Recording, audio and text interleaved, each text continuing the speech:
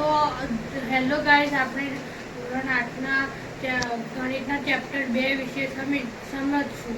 આજે તે ચેપ્ટરનું નામ છે એક ચલ સુરેખ સમીકરણ. તો હું તમને જે સમજાવીશ ને તે તમે સરળ રીતે સમજશો તો તે દાખલા ગણવામાં તમને સહાય કરશે. તો પહેલાં તો બધું શીખ્યા પહેલાં આપણે શીખીશું કે ચલ એટલે શું કહેવાય. ચલ તરીકે સારનો નિર્દેશ કરી શકાય.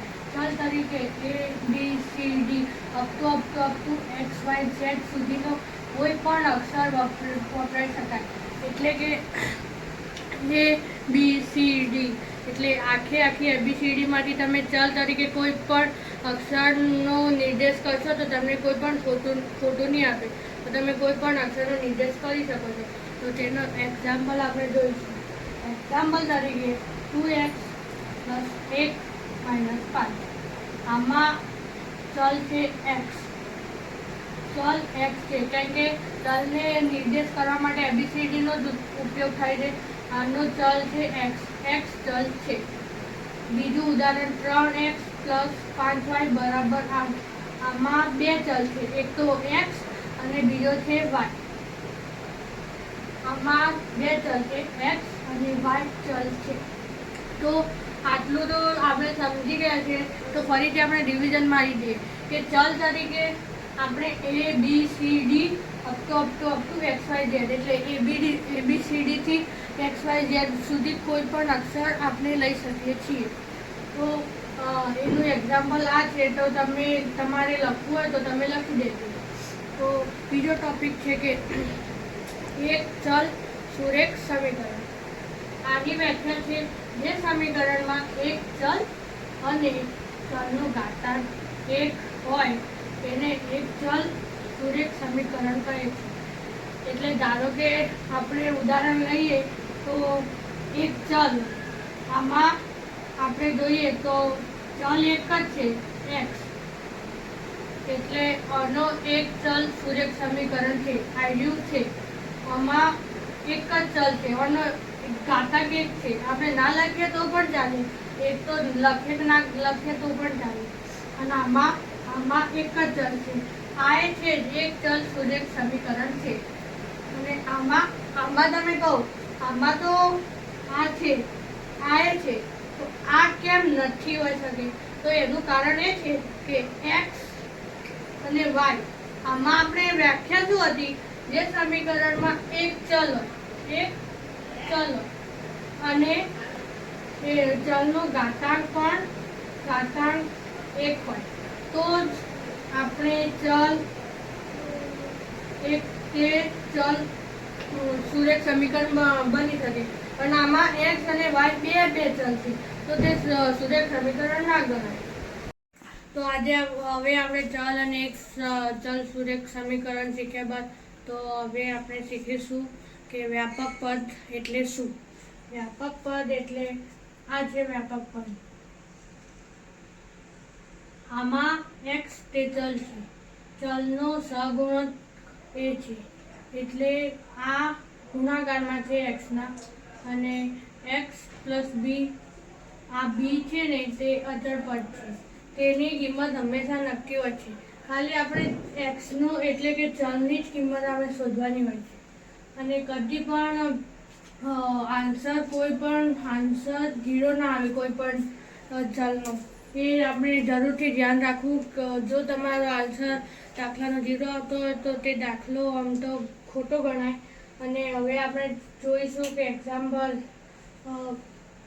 2x - 3 = x + 3. આનો x નો આન્સર શું છે તે આપણે શોધીશું.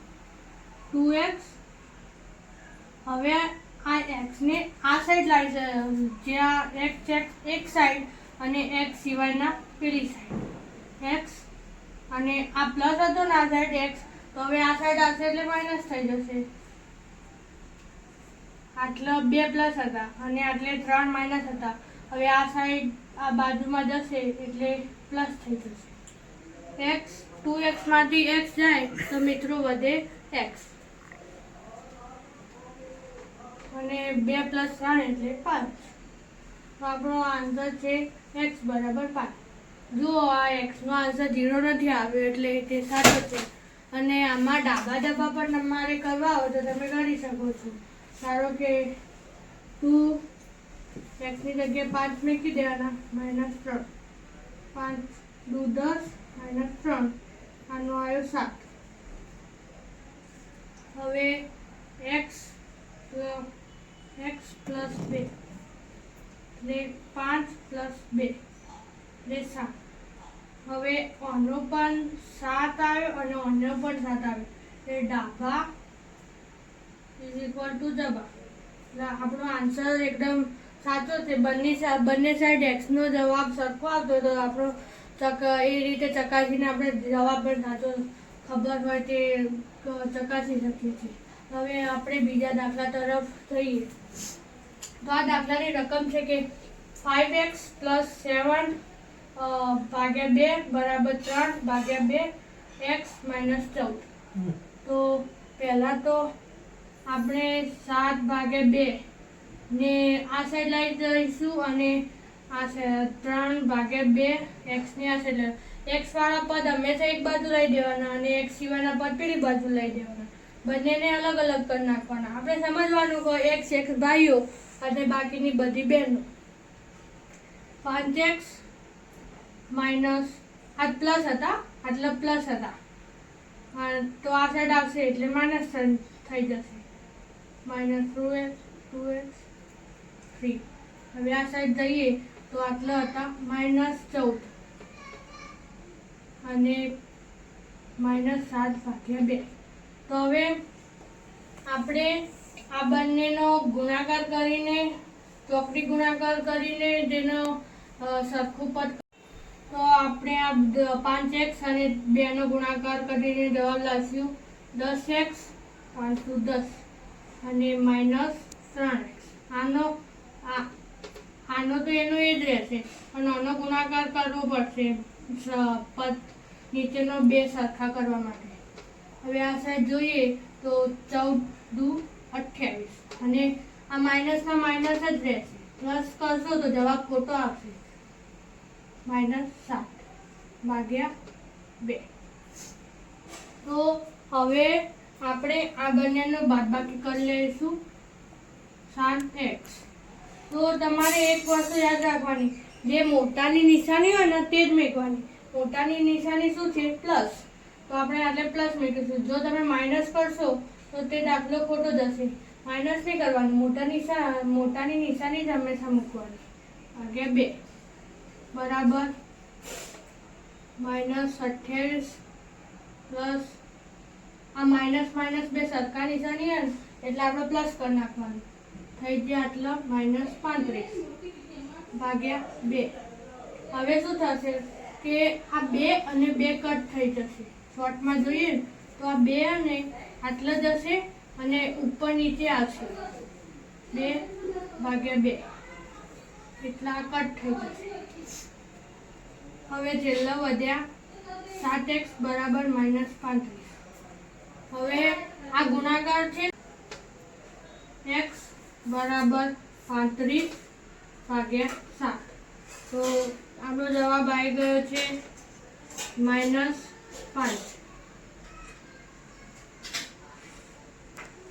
તો આપણો જવાબ છે -5. તો તમને ખબર ના પડી તો એક વાર સમજાવજો કે આ દાખલો તો સરળ હતો પણ આ થોડો લાંબો ચાલ્યો. આમાં આપણે આ 7 ભાગ્યા 2 ને એ ઈમો x નહીં ને એટલે આપણે ઓનો આ બાજુ લઈ જવાનો એટલે -14 x નહીં પણ આમાં x આ બંને જોઈન્ટ એટલે 3 ભાગ્યા 2 x નો આ સાઈડ લઈ જવાનો. x વાળા પદ આ સાઈડ અને x સિવાયના પદ પેલી સાઈડ. હવે આ થઈ ગયું કમ્પ્લીટ. આ પદ ઓકે એકદમ સરળ રીતે. અને હવે આ બંનેનો ગુણાકાર કરી નાખવાનો. ચોકડી ગુણાકાર આ સાઈડ 0 તો આનો ગુણાકાર નહીં કરો તો ચાલે. આના પાછળ નીચે કશું નહીં ને એટલે આનો ગુણાકાર નહીં કરવાનો. ખાલી 5x અને 2 નો ગુણાકાર કરી નાખવાનો. 5 દુ 10 અને આટલા આવી ગયો 10x અને એનો આ 3x એનો એ જ રહે 10x - 3x ભાગ્યા 2 અને આ સાઈડ થયું -14 ગુણ્યા 2 એટલે -28. માઇનસનું માઇનસ જ રહે, માઇનસ પ્લસ પ્લસ એટલે બરાબર માઇનસ. 14 × 28 -28 -7. હવે આટલા ઓનો અને આ બંનેનો સરવાળો થયો, plus plus minus equal to plus.